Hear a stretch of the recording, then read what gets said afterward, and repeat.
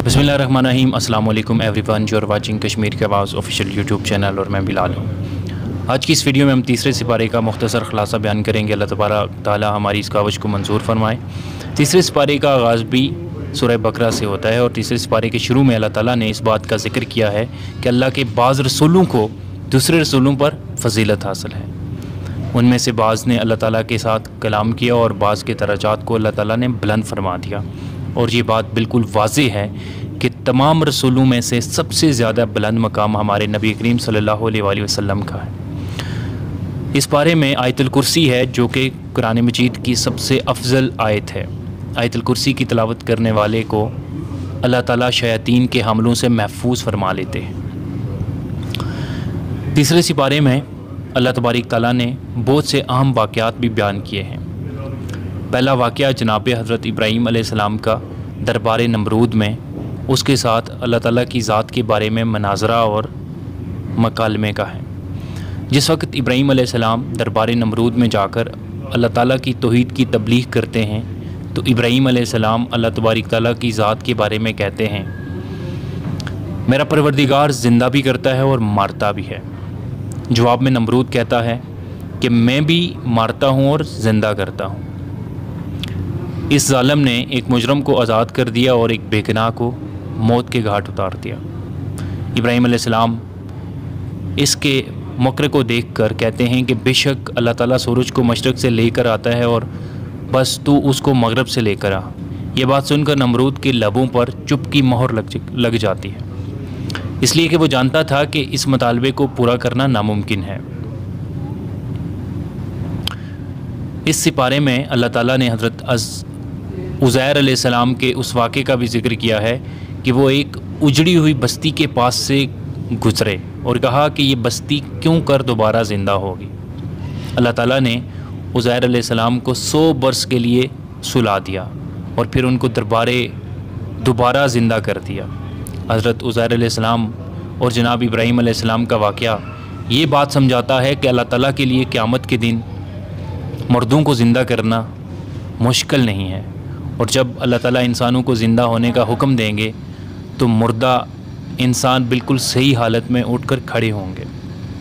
इस बारे में अल्लाह ताला ने इन्फ़ाक़ फ़ी सबीलिल्लाह की फ़जीलत का भी ज़िक्र किया है और बताया है कि अल्लाह ताला के रास्ते में ख़र्च किए गए माल को अल्लाह ताला 700 गुना करके पलटाएंगे, वापस देंगे और कई लोगों को इससे भी ज़्यादा बदला मिलेगा। इस बारे में अल्लाह ताला ने सूद की भी मज़म्मत की है और कहा है कि जो लोग सूद खाने से बाज नहीं आते उनका अल्लाह और उसके रसूल के ख़िलाफ़ ऐलान जंग है। सूरह बकरा के बाद सूरह आल इमरान है। सूरह आल इमरान के शुरू में अल्लाह ताला ने इस बात का ज़िक्र किया है कि अल्लाह ताला ने कुरान मजीद को हक़ के साथ नाज़िल फरमाया जो कि साबिक़ा किताबों की तस्दीक करता है और उससे कबल उसने तौरात और इंजील को नाज़िल फरमाया था। अल्लाह ताला ने इस सूरा में इस अमर का भी ज़िक्र किया है कि वो रहम मादर में इंसानों को जिस तरह चाहता है सूरत अता फरमा देता है। वो बग़ैर रंग और रोशनी के धड़कते हुए दिल वाला इंसान बना देता है। और अल्लाह ताला ने इस सूरत में ये भी बताया है कि कुरान मजीद में 2 तरह की आयात हैं, एक महकम और दूसरी मुतशाबिह। फरमाया कि महकम आयात किताब की असल हैं और मुतशाबिहात की तावील का इल्म सिर्फ़ अल्लाह के पास है। जिन लोगों के दिलों में मर्ज़ होता है वो मुतशाबिहात की तावील के पीछे भागते रहते हैं और अहले ईमान कहते हैं कि जो कुछ भी हमारे रब ने उतारा हमारा इस पर कामल ईमान है।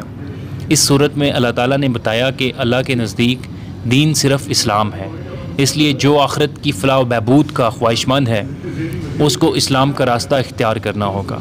इस सूरत में अल्लाह ताला ने यह भी बताया कि अल्लाह ताला ने हज़रत आदम अलैहिस्सलाम, नूह अलैहिस्सलाम, आले इब्राहीम और आले इमरान को दुनिया में फजीलत अता फरमाई थी। सूरह आल इमरान में अल्लाह ताला ने जनाब इमरान की अहलिया का भी ज़िक्र किया है। उन्होंने मन्नत मानी कि वो अपने बच्चे को अल्लाह ताला के लिए वक्फ़ कर देंगे। आपके यहाँ पर बच्चे के बजाय बच्ची की विलादत हुई। जनाब इमरान अलैहिस्सलाम की अहलिया ने अपनी मन्नत को बच्ची होने के बावजूद पूरा किया और आपका नाम मरीम रखकर आपको जनाब ज़करिया की कफ़ालत में दे दिया। अल्लाह ताला ने जनाब मरियम को अपनी बारगाह में कबूल फरमा लिया और आपके बचपन से लेकर जवानी तक के तमाम अयाम अल्लाह की बंदगी में सिर्फ सर्फ हुए, यहाँ तक कि बारगाह इलाही से आपके लिए ये करामत भी ज़ाहिर हुई कि आपके पास बेमौसम के फल आने लगे।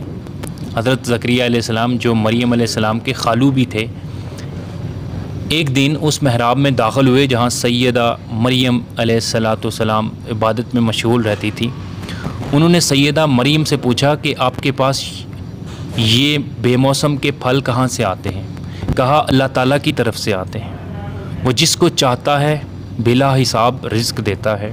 हज़रत ज़करिया अलैहिस्सलाम बे औलाद थे और आपकी बीवी बाँझ थी।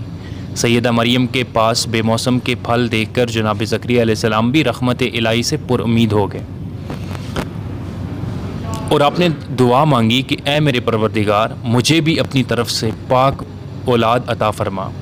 हज़रत ज़करिया अलैहिस्सलाम महराब में नमाज अदा फरमा रहे थे कि फ़रिश्ते ने आपको पकार कर कहा, ए ज़करिया, आपको अल्लाह ताला की तरफ से यहिया नामी पारसा और सरदार बेटे की बिशारत हो।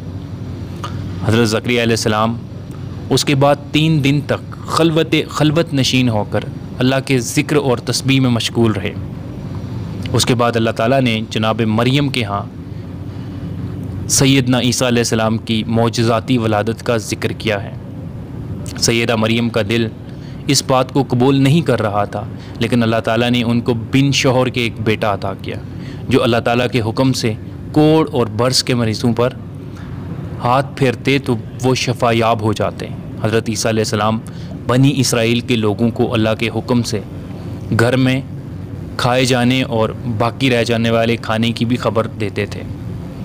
हज़रत ईसा की मौजज़ाती पैदाइश की वजह से ईसाई उनको अल्लाह का बेटा करार देते हैं। इस पर अल्लाह ताला ने फरमाया कि बेशक ईसा अलैहिस्सलाम की मिसाल अल्लाह के नज़दीक हज़रत आदम अलैहिस्सलाम जैसी है, जिनको अल्लाह ताला ने बिन बाप और बिन माँ के मट्टी से पैदा किया। अल्लाह तबारिक ताला हमारी आज की इस छोटी सी कावश को अपनी बारगाह में कबूल व मंजूर फरमाए और हमें कुरान को सही मानू में पढ़ने समझने की तौफीक अता फरमाए। इंशाअल्लाह मिलेंगे इसी तरह की एक अगली वीडियो में। जब तक अपना और अपने पैरों का ढेर सारा ख्याल रखिएगा। अल्लाह निगहबान।